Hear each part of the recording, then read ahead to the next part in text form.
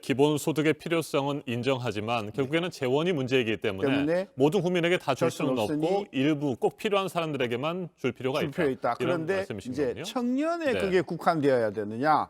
김종인 위원장 말씀 맞다나 그 부분에 대해서는 우리가 조금 저는 생각을 해봐야 된다. 그게 청년에만 줄 것인지 아니면 또 다른 어떤 부류의 국민들에게 줘야 될 것인지 그 부분은 우리가 조금 더 논의를 해봐야 된다고 저는 생각합니다. 결국 재원 마련이 관건이라는 말씀이신 것 같은데 이에 대해 최 교수님 어떻게 생각하세요? 예, 지금 이제 신 교수님이 얘기하는 관점이요. 이게 이제 그러니까 넓은 의미에서 보게 되면 사회 보장 복지 차원에서 접근하는 주장이에요. 지금 이제 30만 원을 예를 든 것도 이 기본소득 도입하자는 사람들이 대개 한 30만 원까지 줄 수가 있다 하는 전제가 뭐냐면 세제 개편을 얘기를 하는 겁니다. 예를 들어서 그러니까 국토 보유세를 도입한다든가 무슨 탄소세, 뭐 로봇세 뭐 이런 걸 도입하게 되면은 가능하다. 그리고 소득세를 재편하면서 기존에 그러니까는 주던 어떤 사회 보장 제도를 좀 이제 없애고 그걸 대체를 하게 되면 가능하다. 이제 이런 이제 계산에서 이제 지금 말씀을 소개를 한 것이고요. 저는 이제 기본적으로 경제 정책 관점에서 접근한다면요. 우리가 기업들한테 많은 경제 정책 관점 속에서 지원을 해주고 있잖아요. 뭐 예를 들어서 R&D 투자를 장려하기 위해서 어떤 인센티브를 주고 조세 인센티브도 주고 많이 그러잖아요. 그럼 우리가 예를 들어서 기본소득이라는 것을 경제 정책적인 관점에서 예를 들어서 시장 수요를 더 진작시키고 혁신과 생산성을 진작시킬 수 있는 효과가 있다면은 그럼 충분히 이건 정책적으로 지원을 해줘야 되는 대상인 겁니다. 그렇죠? 이제 그렇게 되면은 그러니까 그러면은 결국 뭐냐면 재원이 또 다른 재원을 확보할 수 있다는 거죠. 그러니까요. 그럼 제가 이제 그래서 지금 우리 사회 속에서 이 재원 마련 때문에 증세를 하지 않는 상황 속에서 재원을 활용하려다 보니까는 적게는 그러니까 뭐 한 달에 한 5만 원부터 주자. 단기적으로는 이렇게 주장하는 이제 주장들도 있고요. 근데 제가 볼 땐 그렇게 너무 효과가 적다 이거예요. 한 달에 5만 원 정도 받아가지고 별 효과가 없다 이거죠. 그래서 저는 만약에 이런 방안도 생각할 수 있습니다. 지금 뭐냐면 이 그 로봇 도입이라든가 이런 지금 4,400명 시대에 가장 지금 이제 어쨌든 간에 타격을 보는 층들이 청년층들이고 그다음에 혁신하고 그다음에 생산성 성장에 가장 어쨌든 간에 기여를 할 수 있는 게 청년층들이거든요. 그러면 이제 예를 들어서 20대하고 30대 정도만 저는 국한을 시켜봤을 때 20대하고 30대가 지금 전체 우리가 그 인구가 보게 되면은 경제활동 인구가 보게 되면 한 1,360만 정도 됩니다. 이들한테 그러니까 예를 들어서 한 달에 만약에 우리가 10만 원씩 주게 된다면요. 한 16조 정도, 아니 1년에 한 16조 정도면 돼요. 1년에 16조 정도요. 그럼 만약에 예를 들어서 한 달에 만약에 20만 원을 준다면은 한 32조면 된다는 얘기입니다. 그러니까 예를 들어서 연령적으로 그러니까 20대, 30대만 국한해가지고 좀 그래도 의미 있게 주는 방법이 있고 왜 제가 이 얘기를 하냐면요. 청년층들 일자리 문제 프로젝트에 제가 많이 관여해보면서 인터뷰를 해보면요. 이런 얘기를 합니다.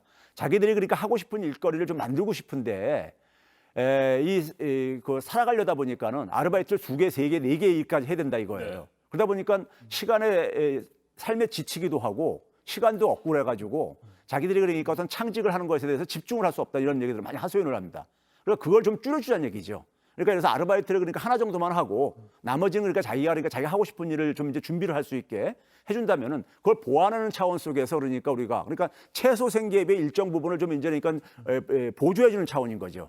그렇게 된다면은 결국은 뭐냐면 우리 사회 필요로 하는 어쨌든 간에 굉장히 그 일자리도 만들 수 있고 혁신도 그러니까 좀 우리가 발휘시킬 수도 있고요. 그래서 제가 이제 그걸 경제 정책으로 제가 접근하자는 겁니다. 그리고 그렇다면 그 정도에 이렇게 투자하는 것은 우리가 아까 지금 일자리 예산이 한 25조 된다 그랬는데 1년에요. 25조 정도를 가지고 우리가 일자리 별로 체감을 못 하고 있잖아요, 사실은요.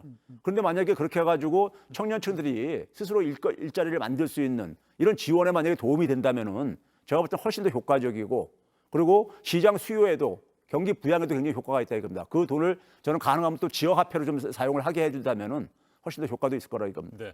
말씀하신 경제 효과들 충분히 이해할 수 있을 것 같습니다. 그러니까 제가 지금 얘기한 거는 지금 증세 없이도 지금 얘기한 겁니다. 증세까지 하면 더 사실 가능하다는 얘기죠. 그런데 현실적인 것을 보면 재원 마련 충분히 지금 문제가 되고 있는 상황이에요. 기획재정부가 지난 9일에 발표한 재정 동향을 봐도 재정 적자 명확하지 않습니까? 우리 기획재정부에서 발표한 재정 적자요. 이거 좀 조심해서 수치를 읽어야 되는데요. 사실 그러니까 지난해 예산 512조 편성할 때요. 적자 재정으로 편성을 했었어요. 그러니까 지난해 이미 그러니까 우리가 적자 재정이 될 거라고. 그 얘기는 뭐냐면 정부의 수입보다 지출이 많을 거라고 이렇게 해가지고 편성을 했던 겁니다. 그럼 올해 코로나19 사태로 추가된 재정 적자를 제가 이제 계산을 해보니까요. 그러니까 예를 들어서 수입이 좀 줄어들게 않았겠습니까? 세수가요. 그렇죠? 그리고 지출은 좀 쓸 데가 많아지고요. 그게 한 7조 정도, 4개월 동안에 이 정도고 나머지 부분은 지난해 그러니까 이미 예상된 적자 재정의 그 효과예요.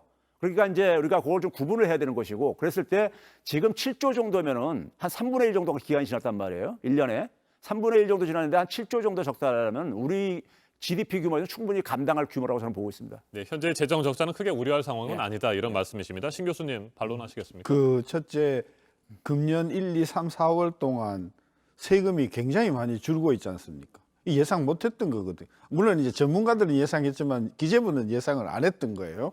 세수가 지금 굉장히 많이 줄어 한 8조 정도 4개월 지났는데 예상보다 8조가 주는데 하반기 들어가면 더 줄 거라고 보면 세수에서만 아마 정부의 당초 생각보다도 한 20조에서 30조 축이 나는 거고요. 그다음에 이번에 지출이 많이 늘어나면서 한 50조 정도의 추경이 이제 예산되다 보니까 재정 적자가 굉장히 커지는데 아까 저 세금을 소득세를 뭐 이렇게 해서 마련하면 증세가 없어도 된다고 말씀하셨는데 우리 국민이 1년에 내는 소득세 총액이 80조 조금 넘어요. 이것도 이제 줄지만 80조인데 아까 한 사람에게 30만 원씩 주는데 180조 든다고 하지 않았습니까? 이분들은 뭐 소득세만 조금 올리면 된다고 하는데 소득세 80조에 내가 물어봤어요, 담당자한테. 80조에서 소득세는 얼마만큼 더 거둘 수 있냐고 했더니 한 70조, 60조 정도는 여러 가지로 뭐 소득 공제하고 뭐 세액 공제하면은 세율 조정 없이도 네. 돈을 더 낸다고 해요.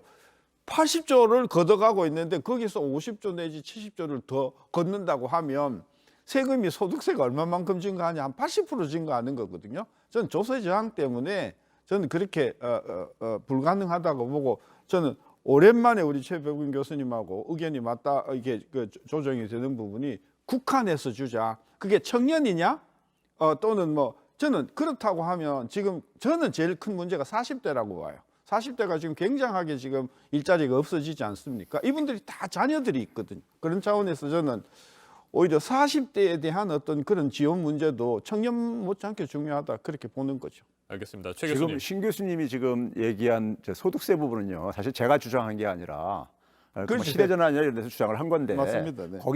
거기 내용을 좀 약간 좀 그 오해를 하고 계시는 것 같아요. 제가 이제 그 좀 변명을 대신해 준다면은, 그러니까 소득세 중에서 우리가 지금 면세자 비율이 굉장히 많잖아요.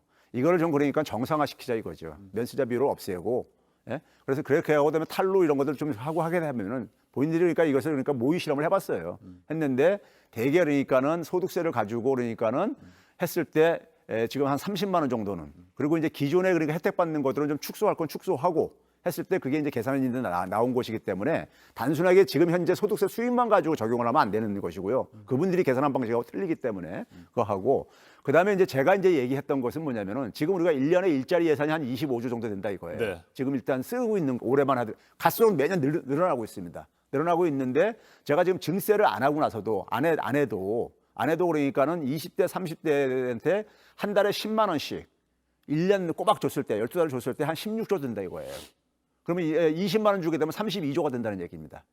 그러니까 그래서 일자리 예산 가지고도 어느 정도, 그러니까 이게 거기다 제가 볼 땐 저출산 예산 중에서 일정 부분을 돌릴 수가 있는 부분이 있어요. 그럼 지금 현재 예산에서도 30대 같은 경우에는 한 달에 한 20만 원 정도까지 줄 수 있다 이거예요. 네. 그러면 이제 거기다가 이제 만약에 우리가 더 이걸 확장할 때는 그다음에 이제 우리가 증세를 우리가 좀 이제 고민을 해야 되는 거죠. 더 확장할 때는요. 그런데 제가 20, 30대다 제가 초점을 맞춘 이유는 뭐냐면 전 국민한테 그러니까 1인당 5만 원씩 주느니 증세 없이요. 5만 원이 주는 효과가 별로 그러니까 크지가 않다 이거예요. 그리고 아동수당 이런 것도 있고 그다음에 노령연금도 기초연금도 있고 그러기 때문에, 그래서 이제 제가 볼 때는 20대 30대가 가장 혁신과 그다음에 뭐냐면 이 경기 지금 침체 속에서 가장 이제 지금 타격을 보고 있는 이제 영향을 받고, 그다음에 창의적인 아이들을 가장 많이 발휘할 수 있는 연령층들이기 때문에 여기에다가 단기적으로 좀 집중을 해보자 이거죠. 그래가지고 그걸 검증을 한 다음에 그래서 확장을 더 시킬 필요가 있다면은 그다음에 이제 그러니까 우리가 증세 논의도 같이 그러니까 우리가 수반할 수 있다는 얘기입니다. 알겠습니다. 오늘은 여기까지 듣도록 하겠습니다. 앞으로도 생산적인 논의가 더 필요한 사안인 것 같습니다. 기본소득에 대해서 오늘 짚어봤습니다. 시청자 여러분께서는 어떻게 생각하시는지 궁금합니다.